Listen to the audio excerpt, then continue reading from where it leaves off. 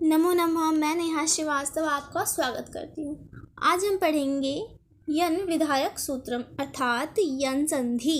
इसका पहला सूत्र है इको यणचि अर्थात इक के स्थान पर यन आदेश हो जाता है अगर इक के बाद अच कोई भी स्वर होता है तो। पहले हम देखते हैं हमारा इक क्या है। इक है हमारा ई उ री ली। यन है हमारा य व र ल। और जो हमारा अच है, अच क्या है, कोई भी स्वर। तो इक के स्थान पर यन हो जाएगा अगर इक के बाद अच कोई भी स्वर होता है तो हम उदाहरण लेते हैं सुधि प्लस उपास्य। इसमें संधि का विषय प्राप्त होता है। जैसे सुधि के जो ई है, सुधि का जो ई है उसके बाद अच उ है होने के कारण ई के स्थान पर यह आदेश हो जाएगा और तब रूप निष्पन्न होता है सुधियु प्लस उपास्य। जो सुधियु प्लस उपास्य या सुधियु उपास्य इसको बनाने का प्रोसेस लंबा है तो उसको हम आगे देखेंगे। तो यहाँ पे आप क्या समझे, अगर ई के बाद अच उ होने के कारण ई है जो हमारा सुधि का के स्थान पर य आदेश हो जाता है तब रूप निष्पन्न होता है सुधियु उपास्य। यहाँ पर ये याद रखिएगा कि जो इक और यन है ना, इक का जो ई है वह यन का य के स्थान पर आएगा। उ है तो उ का व, री का र, ली का ल, ये स्थान चेंज होगा। ठीक है, ये ऐसा नहीं हो सकता है कि ई के जगह पे आप र ला दें, ऐसा नहीं हो सकता। यहाँ पे ई के स्थान पर आप य ला सकते हैं, य लाएंगे, उ के स्थान पर व लाएंगे और री के स्थान पे र, ली के स्थान पे ल। ये ऐसे ही चलता रहेगा। इक के स्थान पर यन इसी प्रोसेस से आगे चलेगा, आदेश होगा। चलिए अगला सूत्र देखते हैं। अगला सूत्र है हमारा तस्मिन् इति निर्दिष्टे पूर्वस्य अर्थात सप्तमी के निर्देश से किया जाने वाला कार्य दूसरे वर्ण के व्यवधान से रहित पूर्व वर्ण के स्थान पर जानना चाहिए। इसका अभिप्राय यह है कि जिस वर्ण के परे अर्थात बाद में रहते जिस वर्ण का कोई कार्य विधान किया गया हो, उन दोनों वर्णों के बीच में कोई दूसरा वर्ण नहीं आना चाहिए। जो बाद में हो और जिसका विधान किया गया हो, उस दोनों वर्णों के बीच में कोई दूसरा वर्ण नहीं होना चाहिए। जैसे इको यणचि, इस सूत्र से अच परे रहते इक को यन का विधान किया गया है। ठीक है, इसलिए इक और अच के बीच में कोई दूसरा वर्ण नहीं आ सकता है। उदाहरण देखते हैं हम। सुधि प्लस उपास्य, इसमें जो स के बाद वाला उ और ध के बाद वाला ई के बीच में ढ का व्यवधान है। इसी प्रकार उपास्य के उ और प के बाद आने वाले आ के बीच में प का व्यवधान है। अतः इन दोनों उ के स्थान पर यन आदेश नहीं किया जा सकता। क्योंकि ध के बाद वाले ई और उ के मध्य किसी वर्ण का व्यवधान नहीं है। अतः उस ई को सदृश्यतम य आदेश होकर रूप बन जाता है सुधियु उपास्य। अब हम अगला सूत्र देखते हैं। अगला सूत्र क्या हमारा, स्थाने अंतरतमः। एक स्थानीय के स्थान पर अनेक आदेशों की प्राप्ति होने पर उनमें जो स्थानीय के सबसे अधिक समान हो वह आदेश हो जाता है। यहाँ यह समानता उच्चारण स्थान की दृष्टि से। जैसे कि हम एक वर्ण के स्थान पर दूसरा वर्ण अगर आदेश लाते हैं तो वह उच्चारण की दृष्टि से होगा। जैसे हमने जो इको यणचि था उसमें एक के स्थान पर यन लाए थे तो ई और य, ई के स्थान पर हम य लाए थे, तो उच्चारण की दृष्टि से दोनों का जो उच्चारण स्थान है वो समान है। दोनों का उच्चारण स्थान तालु है, इसलिए हम ई के स्थान पर य लाए थे। तो यहाँ पर यही बता रहा है। यहाँ पे जो स्थानीय है ना, स्थानीय उसको कहते हैं जिसके स्थान पर कोई वर्ण आदेश हो, और आदेश उसको कहते हैं जो किसी के स्थान पर उसको हटाकर कोई और वर्ण लाया जाए। जैसे सुधि प्लस उपास्य है, इसमें जो ध के बाद वाला ई इक के अंतर्गत है और उसके बाद आने वाला उपास्य का उ अच है। अतः इस ई के स्थान पर यण य व र ल इन आदेशों की प्राप्ति होने पर ई का सदृशतम य आदेश होगा, क्योंकि दोनों का उच्चारण स्थान समान है। क्योंकि फिर ई को य आदेश उच्चारण स्थान की समानता से आदेश कर देंगे। इस सूत्र में बस इतना है कि एक वर्ण के स्थान पर दूसरा वर्ण आदेश हो सकता है अगर दोनों का उच्चारण स्थान समान हो तो चलिए अगले सूत्र पे चलते हैं। अगला सूत्र हमारा अनचि च। ये सूत्र कहता है अच से परवर्ती मतलब पहले यर को विकल्प से द्वित हो, परंतु जो अच है वो बाद में परे होने पर नहीं। अगर अच के बाद परवर्ती जो यर को विकल्प से द्वित्व हो, परंतु जो अच परे होने पर नहीं। हमारा यर देखते हैं, यर क्या है हमारा, य व र ल य म ड न झ भ घ ढ ध ज ब ग ड द ख फ छ ठ थ च ट त क प श स। ये हमारा यर है। ठीक, हम अच को विकल्प से द्वित्व करेंगे, जैसे सुध य प्लस उपास्य।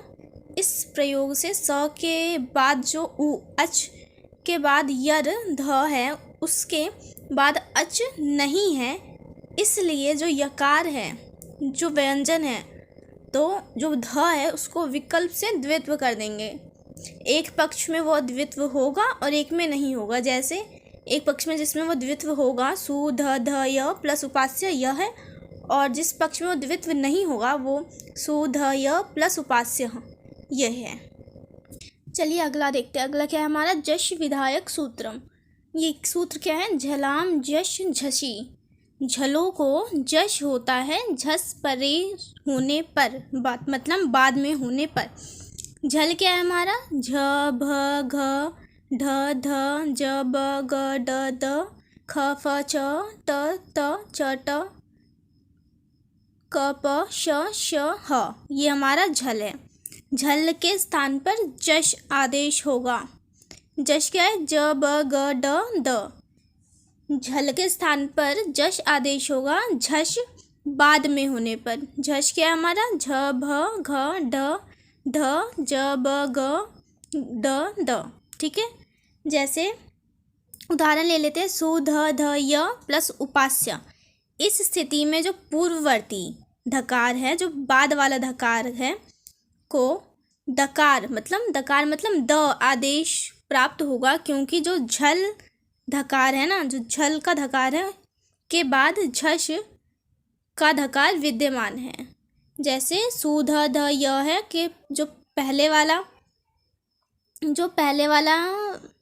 ध है वो हमारा क्या है, जो हमारा पहले वाला दकार है द है, उसके बाद हमारा क्या है, झल वाला ध है। इसलिए झल के बाद जश होगा तो झश परे होने पर, इसलिए पहले वाला जो ध है उसको द आदेश हो जाता है। चलिए अगला सूत्र देखते हैं। अगला सूत्र क्या है हमारा, लोप विधायक सूत्रम। ये सूत्र है हमारा संयोगान्तस्य लोपः। यह सूत्र कहता है जो संयोगांत जो पद है उसके अंत्य वर्ण का लोप हो।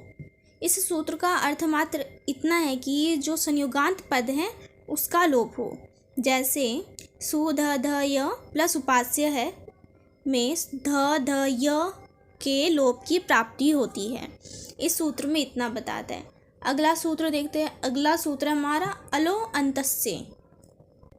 यह सूत्र कहता है षष्ठयंत का उच्चारण कर जहाँ आदेश का विधान किया हो, वहाँ षष्ठयंत के द्वारा उदाहरण में जिसका बोध होता है उसके अंतिम वर्ण का आदेश हो, अर्थात जिसका आदेश हो उसके लोप की प्राप्ति होती है। इससे हमने जो इको एनर्जी सूत्र उसमें ई को य आदेश किया था, तो यहाँ पे य का विधान था। तो इसलिए सूध जो सूधी उपास्य है ना, उससे देखते उदाहरण में सूध ध य प्लस उपास्य में जो य के लोप की प्राप्ति हुई है, यह कहता है ये वाला सूत्र, क्योंकि इसका यहाँ पर विधान था। चलिए अब वार्तिक भी देखते हैं। वार्तिक क्या है? वार्तिक है हमारा यनः प्रतिषेधो वाच्यः। यह सूत्र कहता है कि यन प्रत्याहार के वर्णों का लोप निषेध है, अर्थात जो यन है य व र ल उसका लोप नहीं हो सकता है। तो हमने जो सूधी उपास्य है उसको देखते हैं उदाहरण में। सु ध ध य प्लस उपास्य, जो हमने सु ध ध य में ध ध य का लोप किया था पिछले सूत्रों के अनुसार, परंतु जो ये वार्तिक है इनका निषेध करता है कि लोप नहीं होगा यन प्रत्याहार का। तो लोप का निषेध करके ये जो सु ध ध य प्लस उपास्य है ये कंटिन्यू आगे ऐसे होता चला जाएगा। तो ये सु ध ध य प्लस उपास्य ये वाक्य ऐसे ही रहेगा। ये सूत्र फिर से बता रहे हो, ये सूत्र य के लोप का निषेध करके वाक्य बन जाएगा सुधियु प्लस मतलब सुधियु उपास्य। ये हमारा कंप्लीट होता है यन संधि। मैं आपको यहाँ से एक छोटा सा रिवीजन दे देती हूँ कि जो सूत्र हैं वो लाइन वाइज कि कौन सा सूत्र क्या कार्य करता है। उदाहरण ये लेते हैं सुधि प्लस उपास्य। तो जो इको यणची सूत्र है वो क्या करता है? इक के स्थान पर यन आदेश करता है। जो तस्मिन् इति निर्दिष्टे पूर्वस्य है वो ई के स्थान पर यण आदेश करता है। फिर हमारा अगला सूत्र क्या है?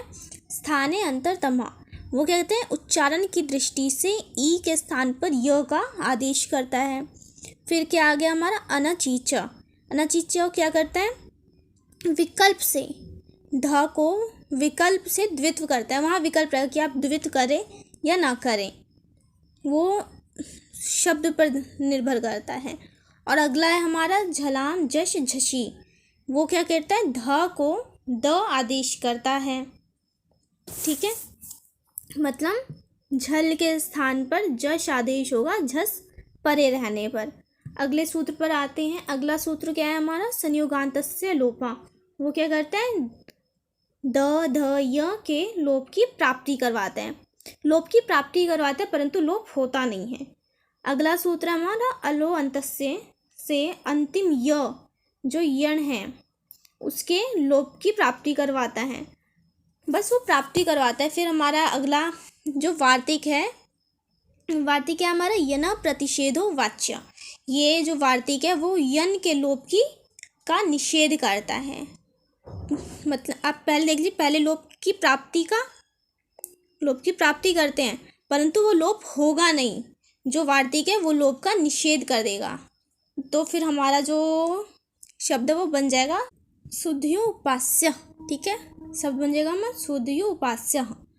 तो धन्यवाद, आज के लिए इतना ही। मिलते हैं नेक्स्ट वीडियो में।